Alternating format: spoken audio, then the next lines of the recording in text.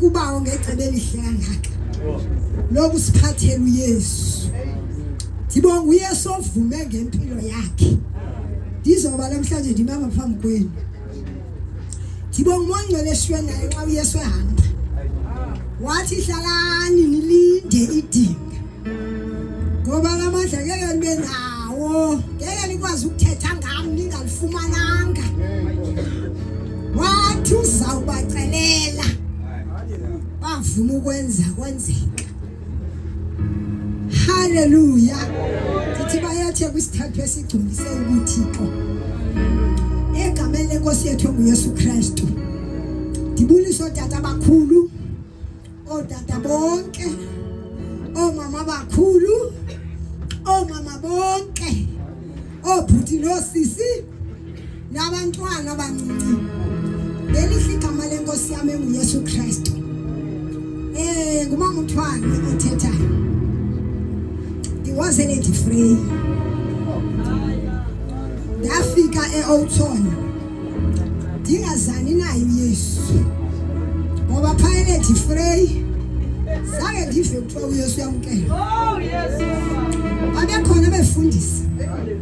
Zikhona neBhayibheli. Zikhona necawe. Zange ndifumane ukuthiwa kukhona uYesu owamkelayo ongunyana kaThixo weza ngoMoya Ngcwele kwintombi engcwele. Haleluya. Namhlanje usafuna uhlala kule ntombi engcwele. Akagqibelisanga kuMaria. Namhlanje usayifuna intombi. Oh Jesus. Haleluya. Hallelujah. Ndizelekele different kakhulu. Ndikhula phaya ekhaya ke ndingumntana wesibili bathi ke ndikhula sengekho oqala singabantwana abayi6 abakhoyo. UThixo ke kula family yami wonyula mna.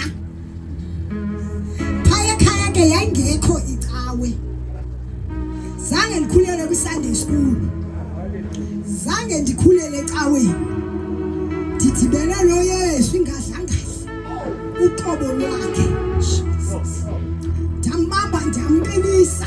Oh yes. Ndafumanisa ukuthi uba owethu wasemazulwini nguye oyinyaniso. Ngoba kaloku indlela endikhuliswe ngaye ngabazali ekhaya bengalazi ilizwi lifike lakhabana nokuthetha kwabawo. Ndabona uba inyaniso le sinoba owethu wasemazulwini. Haleluya.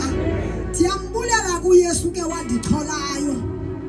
Napha ekhaya ndikhula ndingulo mntwana ke ungakwazi ukuthunya next door ufike ekhaya. Andithi emzini molweni abantu balapha bejonge bonke zokhala. Wafika kuYesu. Wandenza uba namhlanje ndibe phambi kwenu ndithi bayethe noJehova. Ndiyambulela ke uThixo wandixholayo. Hey yaxhola impilo yami. Mina ndandingumntwana nje ophila ngenceba. Nangose ndimdala. Ndingumuntu nje ophila ngenceba kaThixo. Khona ndiyazi. Khona izwi ndandilazi. Khona iBhayibheli ndandiyazi. Ngoba ekhaya ibingekho. abantwana ke nxa bakhulele kulonto ke baba njalo nabo kobo bomnyama wafika kuYesu wazoba lukhanyiso empilweni yami ngakhanyiseleka siyambulela ke uThixo ukuba lapha phakathi kwenu dibulise ke no tata ngiqala ubabone siyababona phofu ku YouTube siyababona ku YouTube tata unikane sabazi ke lo kwakuthi haleluya lo tata bayongo siyababona ku YouTube uYesu ke ulungile uthembeke ezintweni zonke ukuba kwakutheni naze kuntshula ibandla ikapha tata sisuka kwandawo kuyo nathi sabona bayingcinezelo lo sahamba sokhonza uThixo emakhayeni ethu samkhonza uThixo waziveza wazikhila simkhonza ngomoya nangenyaniso wathi ke sisekhona kulo makhaya wathi uJehova masizile ukutya xa iqala inyanga insuku entathu xa iphela inyanga insuku entathu sinabazalwane abaphangela ngeweekend athi kubawo kule weekend ba off ngayo phumani ke ngoku niye kulamabandla ephungulethu futhi ubawo walikhomba neli afuna soqala kulo ngoba lo muntu amfunayo okwaqala thina simasi kodwa uThixo yena bemazi okwesibili naye akasazi kodwa uThixo wasenzela ummangaliso athi masoqala kweloqala kanti iphasi zawufika kukusisi ongummelwane wakhe phaya etown sathi siphuma weba sithi ndihamba naye ngoba sihamba namandla kuthiwa na ubuya nini basazi beno sephumulethu udala sinabo pho kuthiwa na ubuya nini yami imeni lapha wayasikayilibali lantu uThixo ke uthe ngathi masile ukudla wasiqala ubuyalezo ukuze amandla ahlale khona so noma kuvele iphini imeko afike amandla kaMongcwele ekhona empilweni nomntwana ukuze kwenzeke ukuthanda kukaBaba njengoba kutata bethilo wafonela la sisegodukile nayo se-Eastern Cape ku-December sikhonze eKrishi ke ngosesiphumile emakhaya wasinceda uba wabantu bebesuka e-Eastern Cape eBhayi beze ku-license eKapa adibana nathi eKrishi bathi hayi theka besingekakhona lesi vapha hayi intsha besicinga siyakholwa bahamba abantu bamkela uYesu bahamba abantu bawubhaptizwa abaze ku-license uThixo wespecialize ngalanyaka ka-2026 sibanye sibambene sikhonza uThixo ngobunye nothando noxolo singabazalwane uthi utata nxa egoduka uyasibalisela umama uNosiphesihle uthi wathi hayibo sifikele ngumvangeli lonto yabenze okokuba bazokhonza nathi ngo-2026 bazobona le ndawo avela kuyo kaloku udala njengoba singenayo nje umfundisi hayi siyo nix kanti uYesu utheni na lonke ningabazalwane ngoba wayecinga lento tata uba uthe wena umfundisi usezozapha kuwe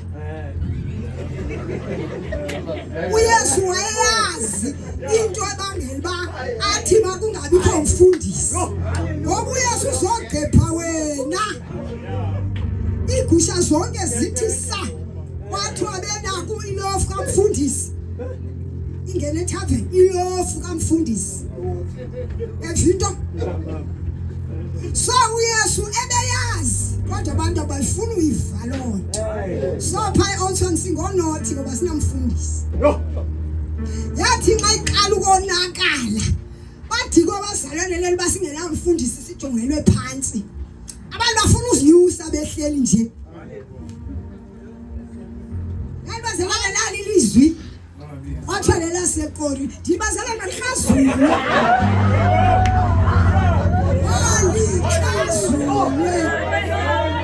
ngoba thina sisephongolweni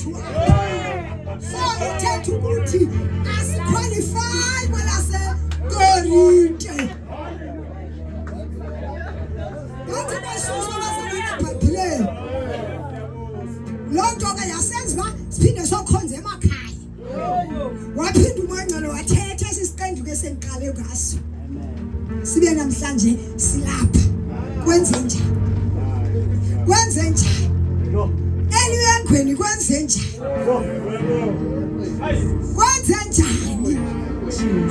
eliyengweni kwenze njani sahlapha sawutshatisa udabs ngoba udabs waye-Oldton azithandela uyosese Oldton wangena emanzini lo tata nomama bangena Jesus. Hallelujah. afumana uYesu abantu abajonga uba nguNonemi wathi uNonemi wathi simangaliso manje sasirhalelwa ngapha nangapha njengoba sibavizithela abecinga njengoba singenabandla sikhonze emakhaya sizojoyina apha kanti uThixo ungayethetheleyo basiyojoyina uthe qha siyokhonza kwela bandla wayenza kuThixo lento efuna uyenza namhlanje ugcwele lezo ugcwele iliyenge lento yayifunwa nguThixo uba ke unomongcwele uThixo athethe funeka wenze lento ayitshoyo ngoba nxa wenza lento itsho ngumongcwele uzobona iziphumo zalento uThixo beyithetha uqala uqonde ithini ba ibinguwe kanti sayiqonda tata ngoske aqalisa azoshima sathi nansi mozo lento ibufunwa nguThixo thathela tata mdibanisa nathi eChris sibambalwa sinjalo singononeni wazenzela uba family yonke yathimbeka ngulononeni wabantu uthini into abadelayo lilona uJehova waliphakamisa unonemi wabantu so uThixo ulungile uthembekile ezintweni zonke umongcwele kumfumana ngokuqala wamkela uYesu abe inkosi nomsindisi wempilo yakho emva koko umamele uThixo uthini ezwini lakhe wenze ngokutsho kwakhe ngoba uYesu uthi ubana ngithanda gcinela imithetho yami ndiyanicela umongcwele umthethelele so ngaphandle kokugcina imithetho wabawo awuzumfumana umongcwele uzobona abantu bebhukuleka apha ngumongcwele ube wena womenko ngoba kaloku wena awukalenzi elizwi kuthegcina imithetho so ufumaneka ngolo hlobo umongcwele akafumaneki ngoba sixhumaxhuma apha ufumaneka ngoba sifumana uYesu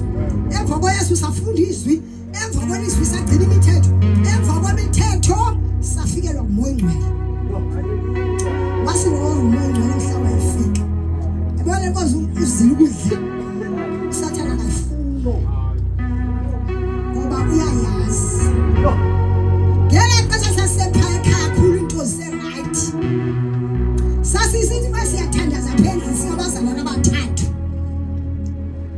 umongcwele aba bayathandaza kulo alane aveze umuntu omongcwele sasa yenzeka lanto phaya ebandleni ngoba uzoqala isidubedube kwakuqale kwakuhle napha lelesibini kwakuqale kwakuhle into labantu basike bafuna ukuzenzela umongcwele ke ngokateleke ikhona obunye ubusuku bazalwane ngose sikwesiqendu ke sesibini wathetha umongcwele anelanga ndixelelwa indaba kwakushoda nje ngithatha ikhawunta bhuku ndibhale kodwa ndonqena ubhala sasa ndabasela utata lento umongcwele ayithethayo uyithetha ngabani uthetha ngobishop kuthiwa yena ubishop akana nendawo kuthiwa yena umfundisi uthatha indawo kaYesu wathathwa umongcwele wabekelwa ngaphandle yiyo lento sisenza lembuti nje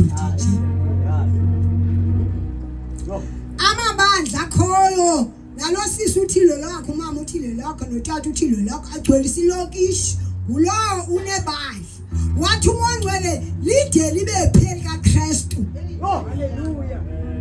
wathi uThixo amaSirayeli andiqeqeza ngenxa yokhonza abanye oThixo bezininhlanga wathi umongcwele kwenziwa ke ngokweleli ixesha animqeqeza uThixo thina sazi uba uqeqeza ubani uthala nobani wathi umongcwele kwenziwa kweleli ixesha animqeqezi na uThixo ngenxa yabe befundisa ngoba amabandla ngawabo nabo wandinceda kuba wayithetha indaba kodwa abantu bafuna ufana nezinye inhlanga wasishiya uMongcwele sanesi siqendu sithathu sikasesithathu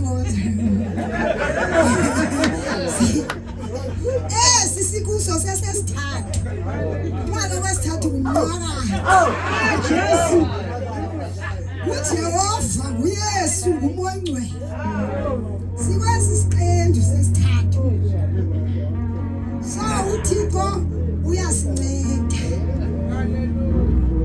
ofuna uncedo uyalifumana uncedo ofuna ukuthobela ubaho uyakufumana ukuncedwa ongafuniyo ke ngongafuniyo ukumamela ukuthetha ukabawo uThixo ka wayikhupha le message abazalwane bengekayicingile into ba sawuthini besihlela lapha singazelwa ntweni athi beyithetha waba uJehova sengaphambili kulapho ke ngokwathathwa usisi kulapho ke ngokusaphuma ngegate sikwisiqendu sesithathu